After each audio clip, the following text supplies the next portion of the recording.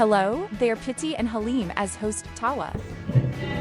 Bukan gitu spellingnya. Kenalin, gue Piti. Dan gue Halim, Kita berdua host Tawa bareng. Imepa dan Keimi.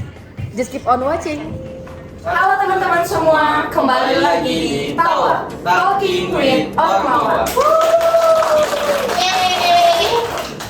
Tempatnya ngobrol santai tapi tetap insightful. Senang banget rasanya bisa menyapa kalian hari ini pada episode ketiga Tawa kali ini.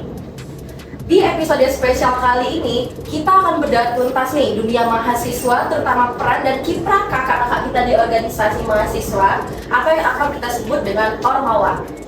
Kita akan ngobrol langsung dengan narasumber yang luar biasa, seorang pemimpin muda yang tentu sudah banyak pengalaman dari suka maupun duka yang dilewati dalam menjalankan prokar selama ini.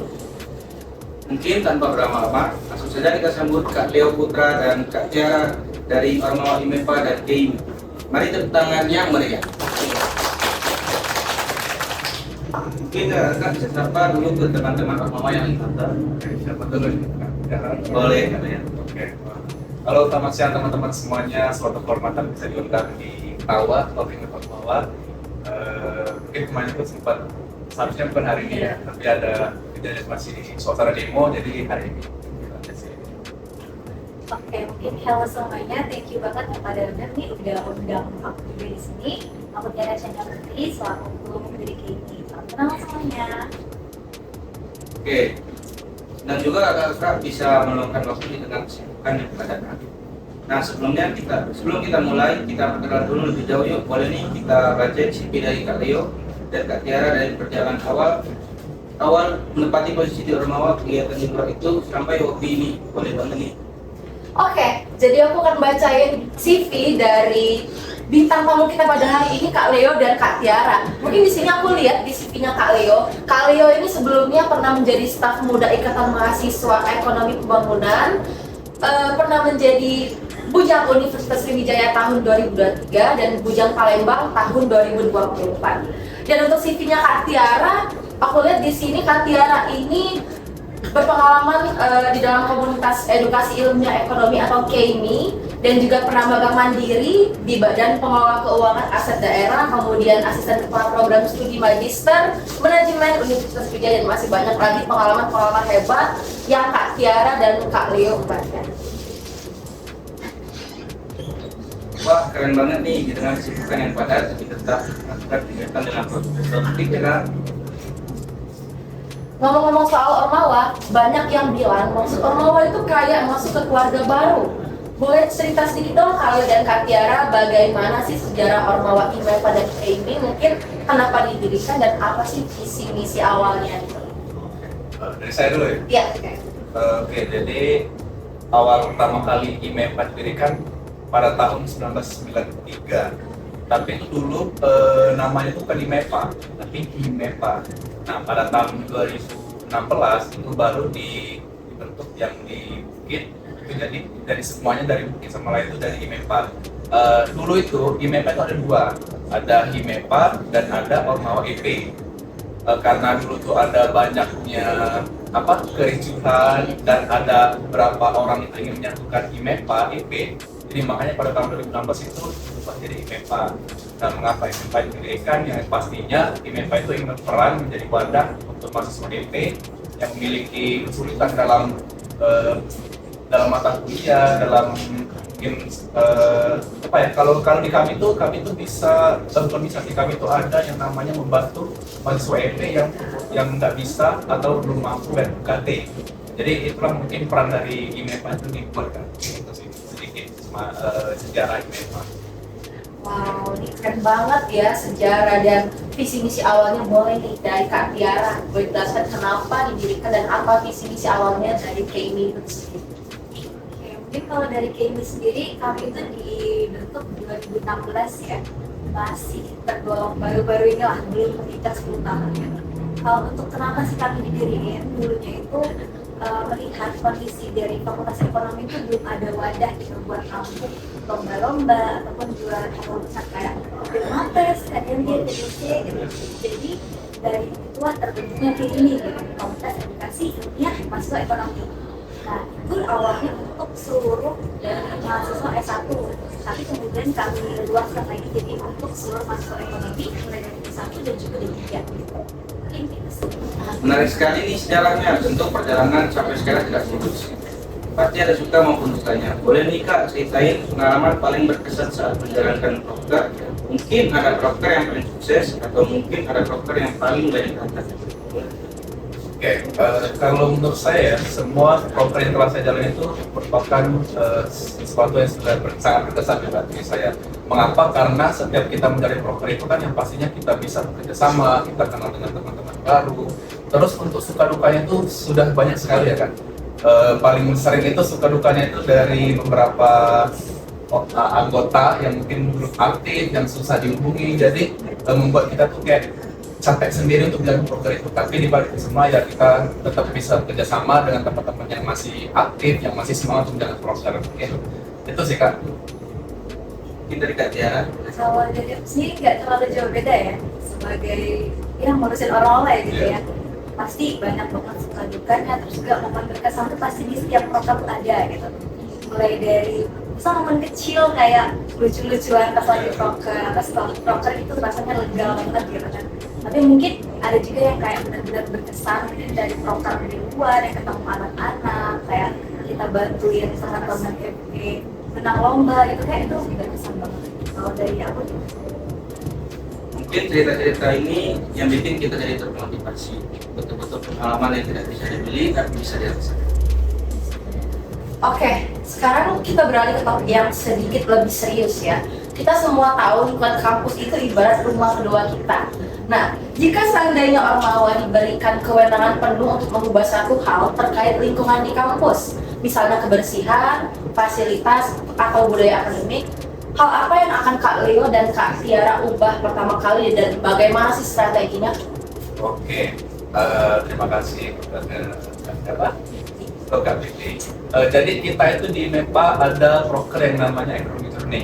Jadi yang beberapa bulan yang lalu kita itu mengadakan PIC itu di Brawijaya. Iya. Jadi kita itu sempat ngobrol sama ketua Ormawanya, bahwasanya kayak mereka tuh punya sistem yang namanya ada link untuk peminjaman tempat, pinjaman gedung, pinjaman kelas. Nah itu tuh kayak kalau menurut saya sebagai ketua ya, mungkin itu bisa diberikan saran kepada fakultas ya, untuk biar mempermudah para ormawa untuk meminjam tempat yang dimana sekarang ini kan kita tuh selalu dilarang untuk melakukan kegiatan di luar.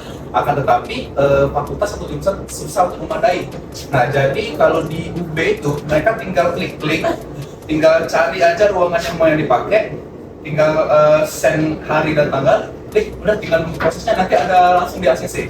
Nah, mungkin itu bisa menjadi salah satu saran dari kita untuk teman-teman fakultas, dosen-dosen fakultas, bahwasanya kenapa sih nggak kita wadahi teman-teman Ormawa di mana sekarang kita seringnya dilarang untuk melakukan kegiatan di luar. Itu sih kan sedikit yang saya menarik dari B. Boleh dari Kak Tiara nih. mungkin kalau dari aku nggak jauh-jauh dari keberkasan ya. Kita tahu di sini kayak susah banget kayak format apa sih harus kita bikin buat surat-surat. Terus kayak kalau misalnya kita menang lomba final di luar kota, gimana sih caranya kita minta pendanaan? Mungkin aku mau kayak benerin di area situ ya, kalau misalkan jadi satu tinggi di itu aja dengan kita gitu. Mulai dari mungkin awalnya dari tata kelolanya dulu. Mungkin dari awalnya kita kalau mau pemberkasan surat ini apa aja sih yang diperluin, ada banget ketentuan-ketentuan itu seluruh mahasiswa harus tahu gimana ketentuannya biar juga mempermudah mereka kan. Dan juga kalau bisa secara online ya, biar nggak terlalu banyak kita nge-print, terus kalau revisi segala macam. Itu dari situ. Oke, jadi aku lihat jawaban dari Kak Leo dan Kak Tiara ini sangat amat keren dan memuaskan. Jadi sebuah ide yang sangat visioner. Semoga ide-ide ini bisa jadi inspirasi bagi kita semua bergerak ya Kak. Mungkin sekarang saatnya kita berinteraksi kepada teman-teman yang di rumah. Kita sudah mengumpulkan beberapa pertanyaan yang menarik dari follower di media sosial. Siap ya Kak? Ini Kak, boleh? Pertanyaan pertama itu datang dari audiens. Kak, boleh share cara gaya kepemimpinan yang Kakak pakai dalam menjalankan organisasi? Kalau saya ya, kalau untuk gaya kepemimpinan itu sebenarnya saya menyesuaikan ketika apa yang sedang saya lakukan. Misalnya anggota saya itu ketika saya tegur masih tidak mendengarkan, otomatis kita harus menerapkan otoriter. Tapi ketika di suatu kegiatan ada teman-teman yang perlu kita melakukan pendekatan, melakukan pendengaran, berarti kita harus membawa bersama teman-teman atau staf yang lain. Mungkin seperti itu. Lebih ke menyesuaikan aja sih untuk gaya kepemimpinannya. Kalau dari aku juga setuju sih, lebih ke menyesuaikan. Kalau biasanya lebih kayak demokrasi, kita voting segala macam, suara terbanyak atau suara yang paling benar-benar pas lah gitu untuk kondisi kita saat ini, baru menyesuaikan lagi.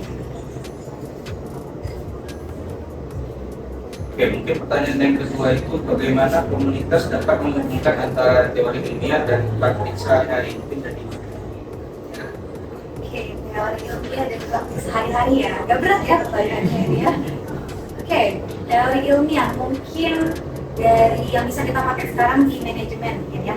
Kalau di manajemen itu kita ada kayak teori-teori mungkin dari pakai kinerja gitu, kayak balance scorecard, itu dimana kita itu harus mengukur seluruh hal atau yang kita pakai di kehidupan sehari-hari itu berdasarkan dari beberapa perspektif. Ada perspektif internal dan lain-lain. Mungkin kepanjangan nanti kalau aku jelasin di sini buka kelas kita nanti di sini. Itu bisa banget buat diterapin. Kayak di kini itu aku terapin konsep dari teori balance scorecard itu. Jadi mulai dari penyusunan visi, nanti kita mengadain seluruh proker berdasarkan dari teori itu. Misalkan teori keuangannya dari perspektif keuangan ada dari segala macam, dari perspektif internal itu kita ada pengembangan kelas-kelas segala macam. Itu sih. Oke, mungkin datang dari audiens tadi Kak untuk IMEPA itu. Apa yang membuat jurusan ekonomi pembangunan berbeda dari jurusan ekonomi lain? Ini dalam konteks apa dulu nih sebenarnya? Dalam jurusan nggak? Oh, jurusan. Kalau yang saya tahu ya, sebenarnya kalau untuk membaca itu banyak ya. Terutama kalau dari segi pembelajarannya sudah pasti beda. Tapi bisa dibilang beda, bisa dibilang sama juga untuk dari EP dan fakultas ekonomi lainnya. Karena kalau saya perhatikan kayak dari mata kuliahnya aja ada beberapa hal yang sama. Di akuntansi kita juga ada akuntansi. Di manajemen juga kita ada mata kuliah manajemen. Tapi kayak untuk sekarang kayaknya saya belum bisa melihat berbeda dari mata kuliah EP dan ekonomi lainnya sih. Mungkin dari pertanyaan-pertanyaan yang audiens tanyakan kepada narasumber kita hari ini, Kak Leo dan Kak Tiara, mungkin udah dijawab oleh keduanya. Mungkin jawabannya sangat luar biasa ya. Jadi tidak terasa kita sudah ada di penghujung acara. Terima kasih banyak kepada Kak Leo dan Kak Tiara atas semua cerita dan ilmu yang dibagikan. Sangat-sangat inspiratif sekali. Ada pesan terakhir untuk teman-teman mahasiswa di luar sana mungkin dari Kak Leo dan Kak Tiara? Oke. Mungkin sedikit pesan dari saya untuk teman-teman semuanya, masa depan itu milik mereka yang mempersiapkan hari ini. Jadi jika teman-teman semuanya ini masa depan yang cerah, maka persiapkan dari sekarang. Terima kasih. Oke, keren banget ya, ini pesannya boleh dari Kak Tiara nih. Mungkin kalau dari aku lebih ke jangan takut buat keluar dari zona nyaman kalian gitu. Karena aku juga awalnya mulai dari nol sampai sekarang bisa jadi itu karena mau coba gitu. Jadi jangan takut pada kegagalan, karena kalian gak bakalan gagal kalau kalian gak coba gitu. Itu sih kalau dari aku.